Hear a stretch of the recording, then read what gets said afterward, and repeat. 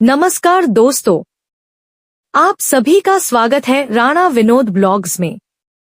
आज हम लेकर आए हैं होली की पावन और दिव्य कथा, जो सिखाती है भक्ति, प्रेम और अच्छाई की सच्ची शक्ति। आइए रंगों और आस्था के इस पवित्र पर्व की सुंदर कहानी साथ मिलकर सुनते हैं। भारत त्योहारों की भूमि है। यहाँ हर पर्व के पीछे एक गहरी कथा, एक शिक्षा और एक संदेश छिपा होता है। उन्हीं पवित्र त्योहारों में से एक है होली। होली केवल रंगों का त्योहार नहीं, बल्कि यह सत्य की विजय, भक्ति की शक्ति और बुराई के अंत का प्रतीक है। हिरण्यकश्यप का अहंकार। बहुत समय पहले एक असुर राजा था, हिरण्यकश्यप। वह अत्यंत शक्तिशाली था। उसने कठोर तपस्या करके भगवान ब्रह्मा से वरदान प्राप्त किया था कि उसे कोई मनुष्य या पशु न मार सके, न दिन में न रात में, न घर के अंदर न बाहर, न अस्त्र से न शस्त्र से। इस वरदान के कारण वह अत्यंत अहंकारी हो गया। उसने स्वयं को ही भगवान घोषित कर दिया।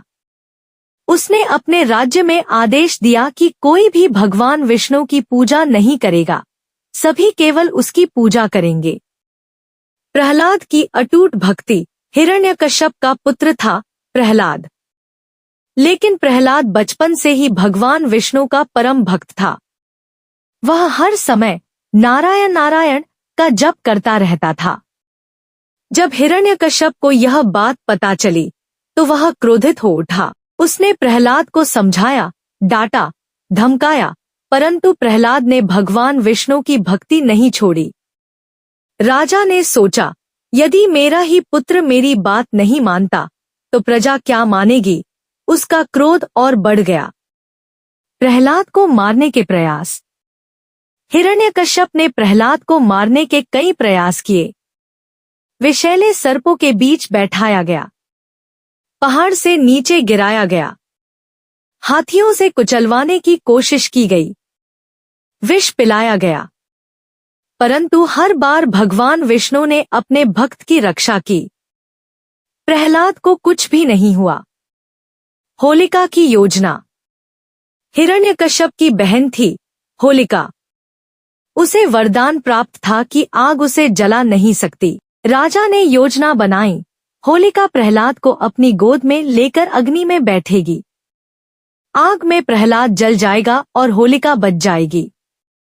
विशाल अग्नि जलाई गई। होलिका प्रहलाद को गोद में लेकर अग्नि में बैठ गई। प्रहलाद आंखें बंद कर भगवान विष्णु का नाम जपते रहे, परंतु हुआ कुछ और ही। भगवान की कृपा से होलिका जलकर भस्म हो गई और प्रहलाद सुरक्षित बाहर आ गया। यहीं से शुरू हुई होलिका दहन की परंपरा, जो बुराई के अंत और सच्ची भक्ति की जीत का प्रतीक है। भगवान नरसिंह का अवतार। होलिका की मृत्यु के बाद हिरण्यकश्यप और भी क्रोधित हो गया। उसने प्रहलाद से पूछा, कहाँ है तेरा भगवान? प्रहलाद ने शांत भाव से कहा, भगवान हर जगह है। राजा ने क्रोध में स्तंभ, खंभे पर प्रहार किया और पूछा, क्या तेरे भगवान इसमें भी हैं? तभी स्तंभ से प्रकट हुए भगवान विष्णु के नरसिंह अवतार, आधा मनुष्य आधा सिंह। उन्होंने संध्या समय न दिन न रात, दरवाजे की देहली पर न अंदर न बाहर, अपने नाखूनों से न अस्त्र न शस्त्र, हिरण्यकश्यप का वध किया। इस प्रकार बुराई का अंत हुआ और भक्ति की विजय हुई। होली का संदेश। होली हमें सिखाती है, अहंकार का अंत निश्चित है। सच्ची भक्ति की रक्षा स्वयं भगवान करते हैं। बुराई चाहे कितनी भी शक्तिशाली क्यों न हो, अंत में जीत अच्छाई की होती है। भाग 2, राधा कृष्ण की रंगभरी होली और ब्रज की परंपरा।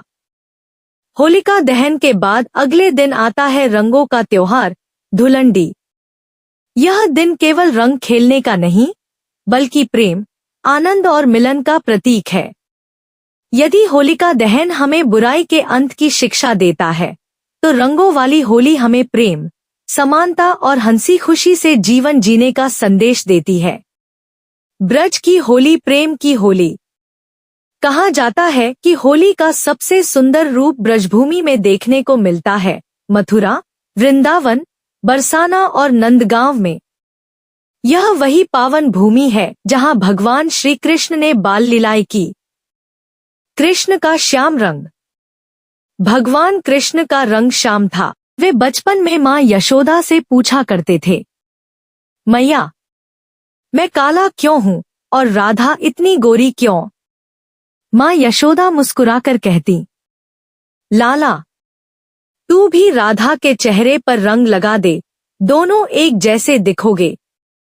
बस तभी से शुरू हुई रंगों की होली। राधा कृष्ण की रंगलीला। कृष्ण अपने सखाओं के साथ बरसाना जाते। वहां राधा और सखिया पहले से तैयार रहती। कृष्ण रंग लेकर आते तो सखिया उन्हें छेड़ती। कहीं गुलाल उड़ता, कहीं पिचकारी चलती, कहीं हंसी ठिठोली होती। वृंदावन की गलियां रंगों से भर जाती।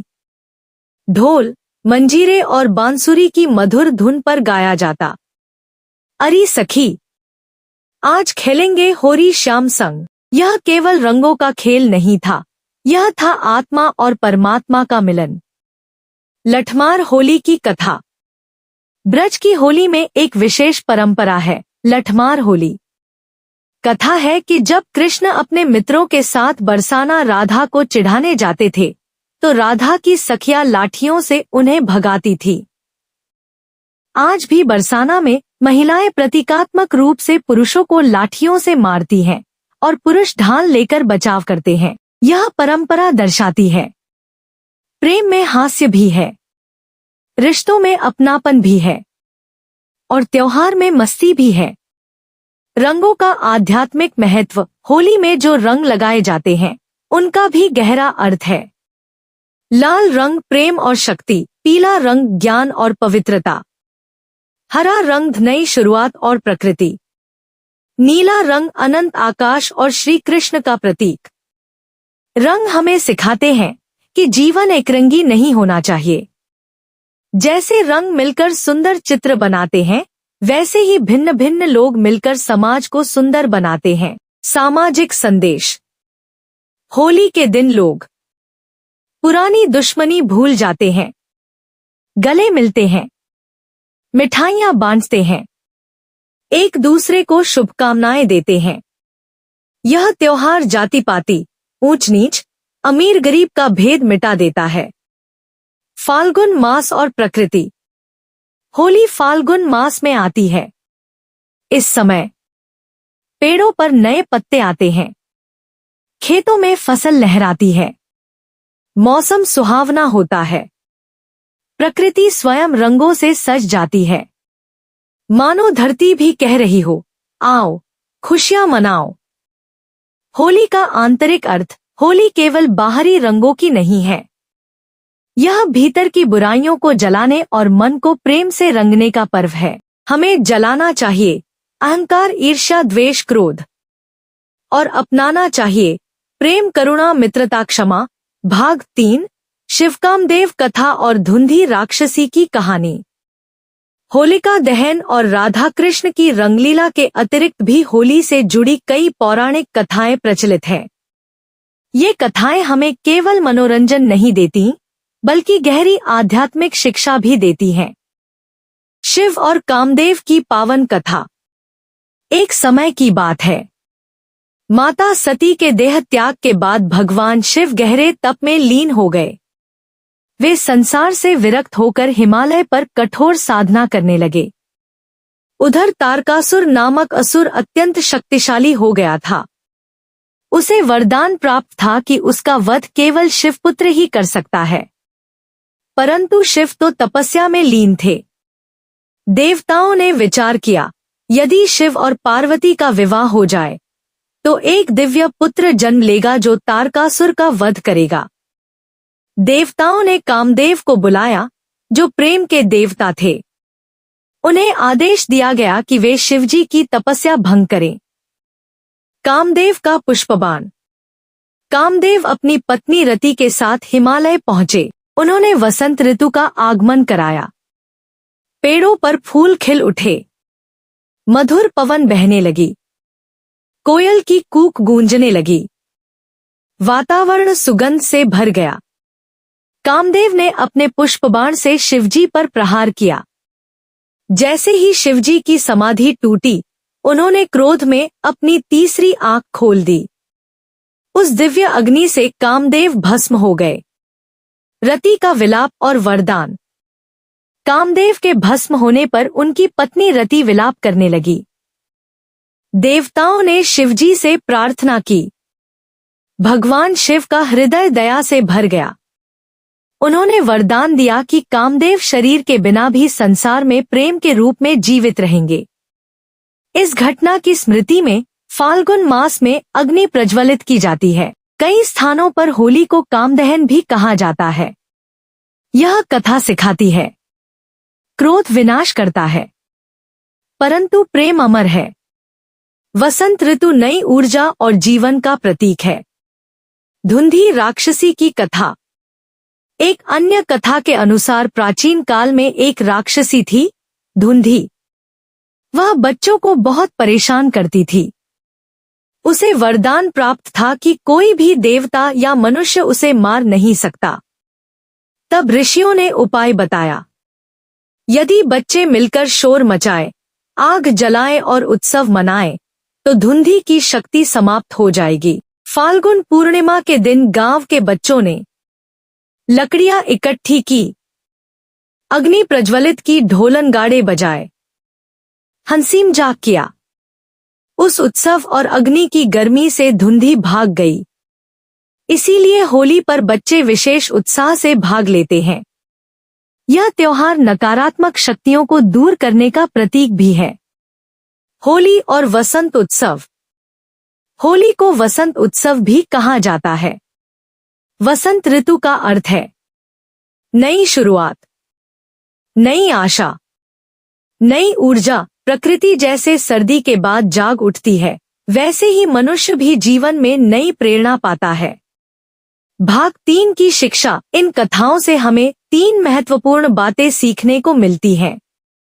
अहंकार और क्रोध का अंत निश्चित है। प्रेम और भक्ति अमर है। मिलकर मनाया गया उत्सव नकारात्मकता को दूर करता है। आशा है आपको होली की यह पावन कथा अवश्य पसंद आई होगी। अगर यह कहानी आपके हृदय को छू गई हो तो वीडियो को लाइक करें, शेयर करें और हमारे चैनल राणा विनोद व्लॉग्स को सब्सक्राइब करना न भूलें। अगर आप किसी और पावन कथा या कहानी को सुनना चाहते हैं तो कमेंट में जरूर बताइए। फिर मिलेंगे एक नई दिव्य कथा के साथ। जय श्री हरि।